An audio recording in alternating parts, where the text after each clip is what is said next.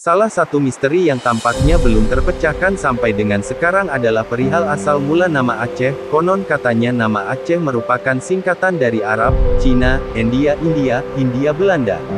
Akan tetapi, singkatan-singkatan ini tampaknya tidak memiliki sumber yang jelas. Sebenarnya berkaitan dengan nama Aceh ini banyak ahli yang telah melakukan penelitian. Salah satu ahli yang tertarik meneliti tentang Aceh adalah Dennis Lombard. Berkaitan dengan nama Aceh, Lombard menyebutkan bahwa nama Aceh baru disebut dengan pasti sekali dalam Suma Oriental yang dikarang di Malaka sekitar tahun 1950 oleh Tome Pires yang berkebangsaan Portugis. Lombard selanjutnya mengatakan bahwa kata Aceh dieja Aceh. Beberapa tahun kemudian, dalam buku yang ditulis oleh Barros yang berjudul The Asia disebutkan bahwa pengejaan kata Aceh dengan Aceh telah mengalami perubahan yang berbentuk adanya penyengauan bunyi pada akhir kata, yaitu Aceh. Penyengauan bunyi ini juga terdapat dalam naskah-naskah Eropa abad 16, 17, dan 18. Di dalam naskah-naskah Eropa pada abad-abad ini kata Aceh dieja Acin dan Acin. Terjemahannya, bangsa Aceh adalah satu bangsa yang membangun negeri di sebelah barat Pulau Ruja, Sumatera. Bangsa ini asalnya dari bangsa Acemenia. Bangsa Acemenis berasal dari sebuah bukit Kaukasus di Eropa Tengah. Bangsa Acemenia hidup sekitar 2500 tahun sebelum Masehi. Bangsa Acemenia satu bangsa yang suka merantau, sampai bangsa ini tersebar di seluruh Asia, Afrika, Eropa dan juga Pulau Ruja. Satu keturunan pindah ke tanah Persia, kemudian menjadi bangsa Persia, yang satu suku lagi pindah ke Pulau Ruja, kemudian lahir bangsa Aceh. Bangsa Aceh pertama sekali berasal dari bangsa Acemenia Parsia Aceh. Tentu saja itu bukan sebuah kebetulan, jika kemudian kita temukan akar sejarah migrasi manusia dari Persia, bahkan sebelum Raja Darius 521 sampai 486 sebelum Masehi, yang menguasai Persia, konon beragama Zoroaster. Raja ini menyebarkan sayap pemerintahannya sampai Eropa, Anatolia, Mesir, Mesopotamia, dan India Barat. Dalam buku A History of World Societies disebutkan bahwa, TI had created, world empire, encompassing of the oldest and most honored kingdoms and peoples of the ancient Near East.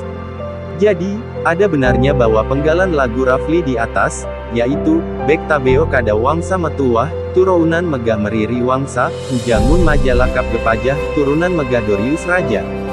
Sampai sekarang, bukti sejarah ini memang masih mengundang sejumlah tanda tanya. Sebab, di dalam sejarah, selalu disebutkan nama Parsia di dalam sejarah Aceh, namun jarang yang bisa menarik kembali kemana arah sejarah Aceh sebelum Masehi atau sebelum Islam datang ke daerah ini. Pada masa Darius dan anaknya Xerxes 486 sampai 464 sebelum Masehi, mereka telah membangun suatu monarki kekuasaan, yang ternyata telah disebutkan sebagai World Empire, kerajaan dunia, hingga menjadi cikal bakal beberapa kerajaan di Timur Tengah. Kemudian Jamuda dan Lilawangsa menulis, Kon teka di Tano Parsi Iran Irak Jinu. Sabab musabab nawaka sampuro nemunanggroe lem Pulau Ruja. Bak Zameun Raja Dorius nemat kerajaan di Parsia, lem masa nyang kuasa kerajaan Raja Dorius luah lagoina mulai di Mesir tro hindingan lem Pulau Ruja.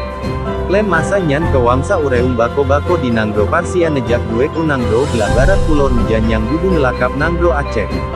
Yogoh nyang lem tano Aceh kana aulia Allah, nyang sahe nagroe Aceh milik harta aulia Allah, bangsa Persia sebelum menjadi bangsa Aceh, pertama kali datang di tanah Parsia Iran Irak sekarang.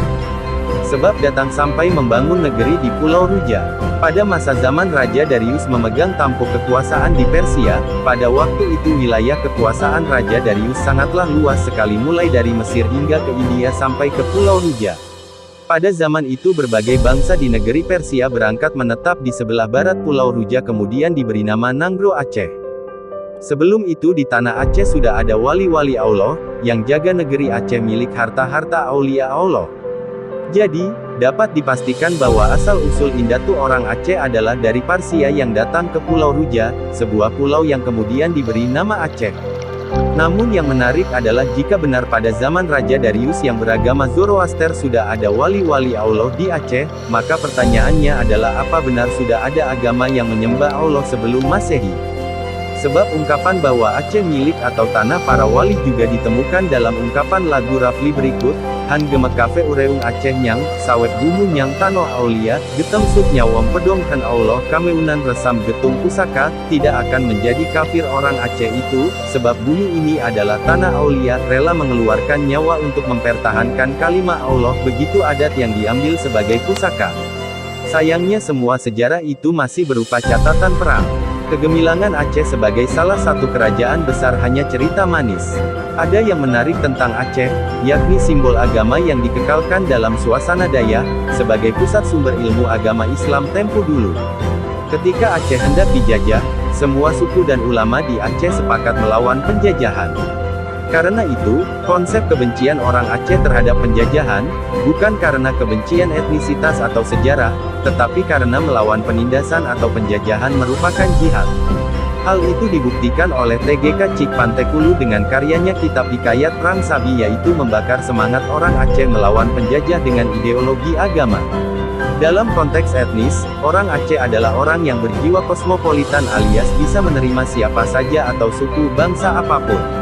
Untuk mengelompokkan etnisitas, sistem kerajaan Aceh menyusun kependudukan berdasarkan negeri asal suku bangsa tersebut, sebagaimana dilukiskan dalam Hadih Maja, Suki Liretobak Anak Drang, Suki Jasandang Jerahaleba, Suki Tokbate Nabacut-Bacut, Suki Imum Patiang Gok-Gok Donya.